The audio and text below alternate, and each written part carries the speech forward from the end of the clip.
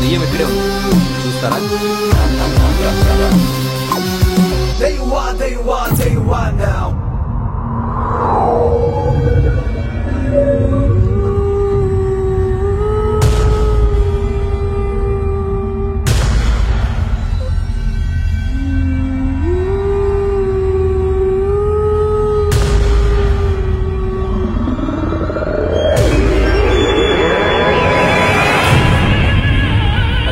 అదే దెయ్యం, వెళ్ళి పట్టుకోండి. కావాల్సిన వాళ్ళు సెల్ఫీలు కూడా తీసుకోవచ్చు.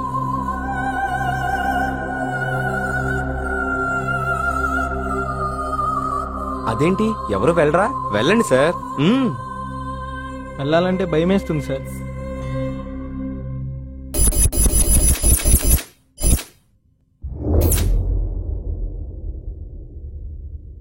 నిజమే, ఇక్కడ దెయ్యం లేదు, భయమే ఉంది.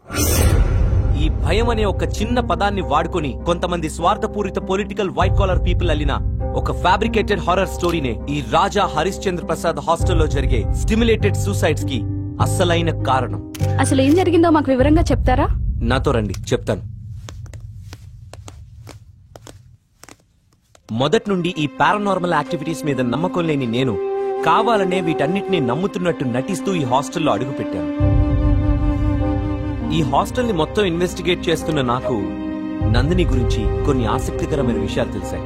నందినికి ఏ విషయం గురించి అయినా లోతుగా తెలుసుకునే అలవాటు ఉంది.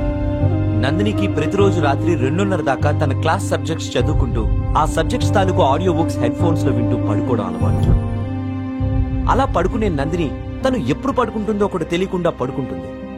ఇలా నందిని గురించి మరిన్ని విషయాలు తెలుసుకున్నామని తన కాలేజ్కి వెళ్లిన నాకు తన పర్సనల్ లాకర్ లో రుబీనా డైరీ దొరికింది.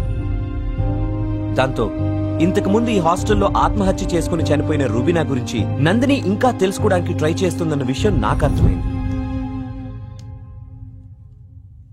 రుబీనా డైరీని మొత్తం చదివిన నాకు తెలిసిన ఒక నిజమేంటంటే ఆ డైరీ రుబీనా రాసింది కాదు. ఎందుకంటే రుబీనా చనిపోయింది February 14, 2016. కానీ ఆ డైరీలో రాసి ఉన్న చివరి పేజ్ మాత్రం March 14, 2016. అంటే ఆ డైరీ, అందులో ఉన్న విషయాలు అన్నీ కల్పితాలు.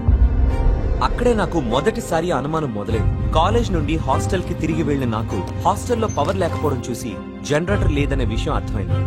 కానీ అదే రోజు రాత్రి నందిని కనబడకుండా పోయిన సందర్భంలో తన మొబైల్లో వైఫై కనెక్ట్ అయి ఉండడం చూసి ఆశ్చర్యపోయాను. హాస్టల్ మొత్తానికి లేని పవర్ బ్యాకప్ ఒక వైఫై మోడెంకి ఎందుకు పెట్టారన్న అనుమానం ఉన్న నాకు అదే రోజు రాత్రి నందిని రుబీనా లాగా నమాజ్ చేయడం మరింత అనుమానాన్ని పెంచింది. నిజానికి అతి పవిత్రమైన అల్లా అనే మాట వింటేనే వదిలిపోయే ప్రేతాత్మలు నమాజ్ ఎందుకు చేస్తాయి? అంటే నందిని ఏదో సైకలాజికల్ ప్రాబ్లంతో బాధపడుతుందని నాకు అర్థమైంది. ఆ మరుసటి రోజే ఊరొదిలి వెళ్లిపోతానంటూ కంగారుగా బయలుదేరిన డయానాను దాసుతో దొంగచాటుగా మాట్లాడడం చూశాను. ఆ దాసుని ఎక్కడో చూశానని ఆలోచించగా ప్రెస్ కాన్ఫరెన్స్ రోజున హోమ్ మినిస్టర్ మీటింగ్ కి వెళ్ళినప్పుడు చూసినట్టు గుర్తొచ్చింది.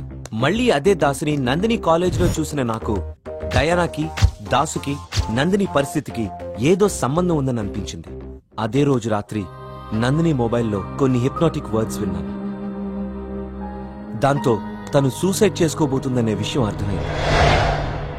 తనని తాను రుబీనాగా ఊహించుకుంటున్న నందినిని రుబీనా డైరీలోని విషయాలన్నీ పూర్తిగా నమ్ముతుందని తెలుసుకుని తన దారిలోనే సూసైడ్ చేసుకునే దాన్ని ఆపడానికి ట్రై చేశాను. నందినిని ఎలా అయినా మామూలు మనిషిని చేయాలని అదే రోజు రాత్రి ప్రొఫెసర్ త్యాగి దగ్గరికి తీసుకెళ్లాను.